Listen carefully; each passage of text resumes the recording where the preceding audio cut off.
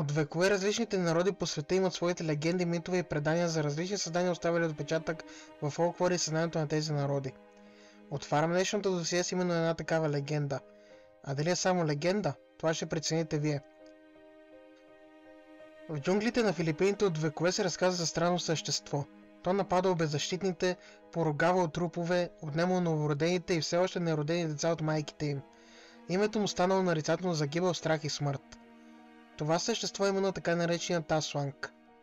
Но преди да задълбаем по-навътре в тази легенда, трябва да уточня, че терминът Тасланг е станал нарицателно за няколко същества от филипинския фолклор, които споделят сходни характеристики. Повечето асланги са същества, които могат да променят формата си или са така наречените шейпшифтъри. Те се хранят от хората, като най-вече нападат новородени и бременни жени, за да се хранят с плода в отровата им. Някои асланги отвличат деца, а други се хранят от трупове или обсебват трупове. Други асланги са един вид вещици, които практикуват тъмни магии и практики, за които е нужно човешка жертва.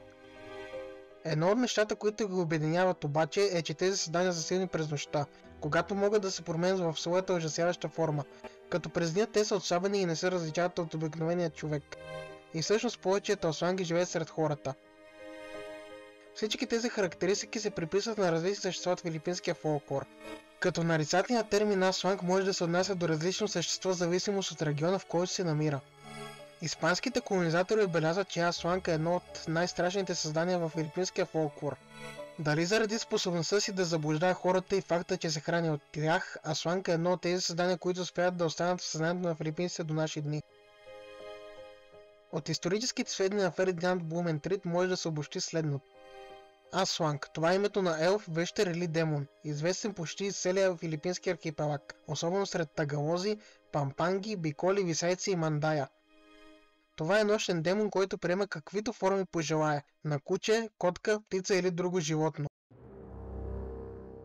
Асланг предпочита да напада изоставени деца и самотни пътници.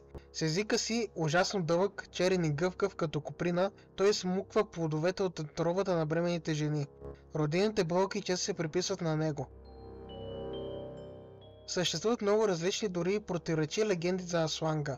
Защото цивилизованите народи в архипелага често обединяват под името асланг спомени за различни демони от своите древни и първични религии. Така че днес асланг е обобщаващо наименование както за испанците, така и за филипинците, за цяла серия от духове, елфи и вещери, нещо като еквивалент на испанските думи вещер или зъл дух. Едно от създанията, за което може да се отнася терминът асланг, е Манангал. През деня това същество приема формата на красива бяла жена с дълга коса, а през нощта се твърди, че му порасват крила, като наприлепи и отделя долната част от тялото си, като я скрива и отлита да търси своята жертва. Смята се, че това създание е привлечено от плодът в отровата на жените и чрез своя дълъг и тъмен остър език се храни с околоплодната течност и кръвта на неродените. Според легендите, манангалите живеят в джунглата, като дори може да живеят на дърво или самите те да се дегизират като дърво, но често могат да се преместят в дадено населено място чрез годеж. Начините за предпазване или унищожаване на манангал варират отново според региона, в който се намират. Но общо прието схващане е, че ако видите долната част на манангала, може да я скриете някъде, като в крайна сметка може да го принудите да ви изпълни желание, в замяна на долната половина от тялото му, разбира се. Долната половина на тялото на манангала е толкова важна, тъй като се смята, че през нощта горната част на манангала е неуязвима, но ако до изгрев той не събере двете си части, ще умре. Друг начин за прогонване на манангала е да се отсече дървото, на което се смята, че живее. Като цяло има и общо приети практики за предпазване от асланги, включително и манангал. Като методите включат използването на чесън сол, ароматни и свещени билки, поставянето на остри предмети под възглавницата, тъй като се смята, че аслангите се страхуват от такива предмети. Религиозни символи и молитви също помагат.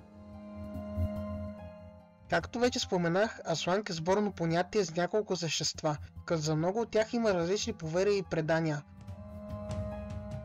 Всъщност и до днес има истории за срещи с асланг, и в своето поручение относно това създание нямаше как да не се запитам дали в крайна сметка не е истина. Определено има нещо оставило дълбоко отпечатък в съзнанието на филипинците. Нещо, което и до днес плаши бременните жени, малките деца и кара хората да се обединяват с цел да се защитят от това създание. А аз самия попаднах на именно няколко такива истории за срещи с предполагаем Асланг от по-модерни времена и сега ще ги споделя с вас. Не съм човек, който вярва в паранормалното и все още не вярвам, но това преживяване, което имах преди около десетилетие, до днес не мога да си обясня. Семейството ми и аз бяхме на гости в Илолио в Филипините от чужбина и осядахме в къщата на тъста и тъщата ми. Те притежават голям имот около 2500 квадратни метра в квартал Моло. Парцелът е дълъг и дълбок, а в един му край се издига огромно акациево дърво, най-голямото, което съм виждал в жилище на район. Короната му хваща почти целия имот. Една вечер се прибрахме от парти. Беше около 1 през нощта и реших да изпуша една цигара, преди да се изкъпя и да си легна. Седнах на задната врата на пикап, паркиран срещу положния край на имота, далеч от дървото. Изведнъж усетих студ и странно мървучкане по врата и горната част на гърба. Погледнах към далечния край на двора, основата на голямото дърво. Макар и да беше тъмно, се виждаше добре. Видях силуета на човек, който се спусна от дървото, но не падна, а бавно се спусна, сякаш се носи във въздуха. В този момент цялото ми тяло настръхна. Усещането от гърба се разпространи навсякъде и не можах да помръдна. Бях като парализиран. Пазачите, две немски овчарки, започнаха да лаят яростно, гледайки към дървото, но отказаха да се приближат до него. След като кучетата започнаха да лаят, аз успях да се размърдам и влязох в къщата. Когато стигнах до вратата, видях как двете немски овчарки ме подминаха с бясна скорост и се втурнаха към страничната част на къщата, сякаш бягаха от нещо. На следващата сутрин по време на закуска разказах случилото се на всички. Тъст ми, възрастен човек, който също не вярва в паранормалното, се засмя и каза, че преди години една домашна помощничка напуснала след подобен случай, след малко по-малко от месец работа. Той разказа, че една вечер я намерили да крещи на верандата. Тя казала, че видяла същество, което се спусна от короната на дървото, хукнало към нея и усетила как нещо с дълги пръсти я сграбчил за крака. Друга помощничка чула виковете, светна ламбите на верандата и излязла навън. Тя казва, че видяла черна сянка, която просто побягнала и изчезнала. Както казах, все още не вярвам в такива неща, но това, което ми се случи онази вечер, няма логично обяснение. Дори докато пиша това, настръхвам. Когато бях на около 7 или 8 години, сестра ми тъкмо се беше родила. Аз съм най-голямото дете, затова ми възлагаха дребни задачи да помагам с бебето. Една от тези задачи беше да й приготвя мляко. Един ден около 10 вечерта, докато правех млякото, усетих как кожата ми настръхва. Погледнах към хола и тогава го видях. В трапезарията. Силует по-тъмен от нощта седеше на преваза на прозореца и палеше цигара или нещо подобно. Прозорецът е на поне 3-4 метра над земята. Ужасих се толкова много, че набързо направих млякото и се върнах вътре. Преди вкъща не имаше много деца и почти никакви мъже. Баща ми работеше в чужбина, така че само дядо ми беше около нас. През лятото братовчедите ми и техните майки идваха да помагат, така че къщата беше пълна. Спомням си ясно един момент. Всички деца и жени бяха събрани в една стая, заедно с майка ми и сестра ми, която все още беше бебе. Лена ми започна да слага палмови кръстчета, джинджифил и чесън по первазите на прозорците. Цялата стая миришеше ужасно. После ни завърза джинджифил и чесън по дрехите и ни накара да спим всички заедно в една стая. На следващия ден попитах какво се бе случило и ето какво ми каза тя. Лена ми чува слабо тик-тик и пляскане на криле в далечината. Знак, че Асланг се намирал някъде наоколо. Веднъж бях при бившата си приятелка от друга провинция, където също се носеха истории за Асланг. Една вечер, докато бях от тях, се случи нещо. Братовчетка й, която току-що бе родила, бе сама в къщата си, която се намираше само на няколко метра от тяхната, в рамките на семейния им имот на захарна плантация. Изведнъж започна да звъни по телефона, викайки помощ. Казва, че нещо или някой я безпокои и издава странични шумове на покрива й.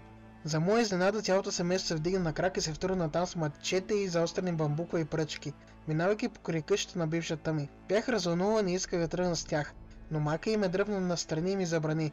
Понеже не съм местен, съм можел да си навлека неприятности.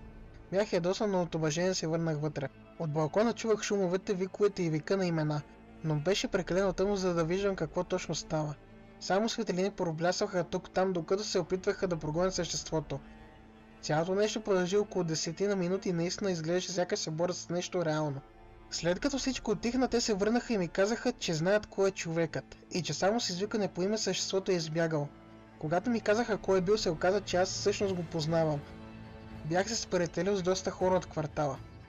Те ми казаха никога да не го заговарям първи и че трябва той да ме поздрави пръв, за да не бъда омагьосан. Вярвало се, че тези хора имат силата да омагьосат и да причинят паранормални неща.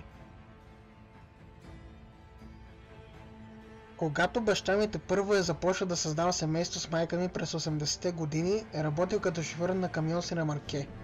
Някои курсове са изисквали нощни доставки, така че шофира цяла нощ с отворен тип ремарке и само един помощник.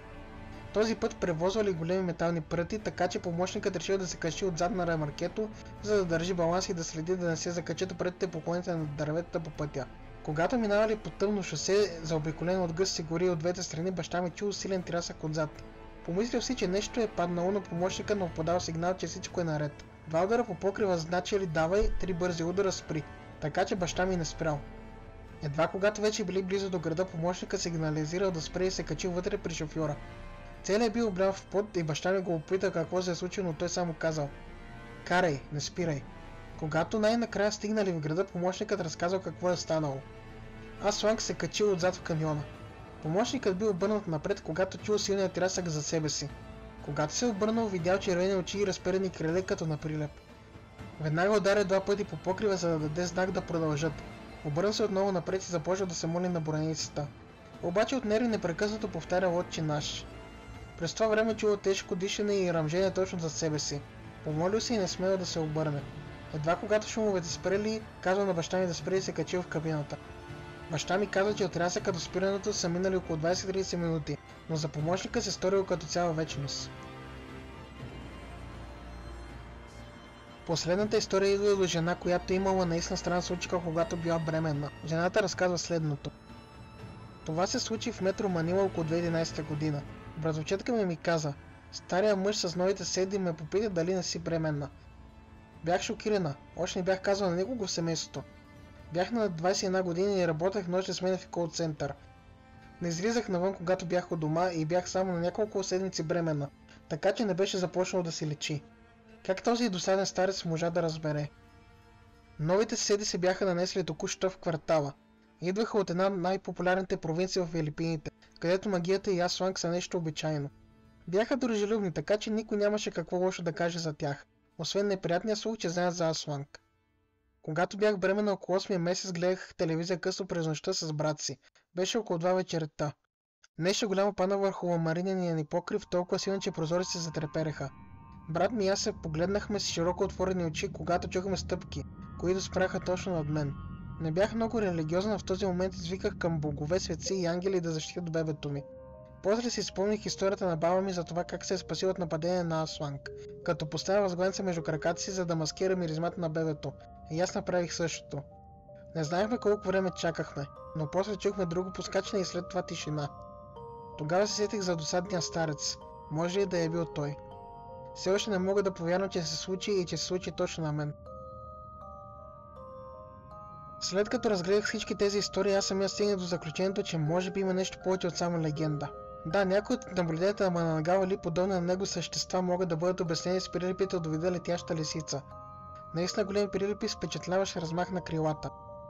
В тъмното и докато са в полет, наистина може някой да вземе да се шашне и да си помисли, че на него лети половин човек с крила на прилеп. Но дори със своя размах на крилата от почти 2 метра, тези прилипи са безобидни за човека. Дали Асланг съществува? Не мога да кажа със сигурност. Но определено едно от тези същества оставали и траен отпечатък в съзнанието на хората. А вие как мислите? Дали аслангите са истински създания? Дали някъде там в джунглите на Филипините се спотавят същества с свръхестествена природа и човешки облик? Или тези същества са просто отражение от една изминала епоха и страхът от гигантските прилепи? Споделете своето мнение в коментарите. Ще се радвам да чуя какво мислите вие. Ако ви хареса това, което правя, моля ви абонирайте се, харесайте и споделете, ако искате. Така ще помогнете изключително на мен и каналът ми, а аз ще ви бъда много благодарен. А сега ви желая лек и приятен остатък от деня. Ще се видим в следващото досие.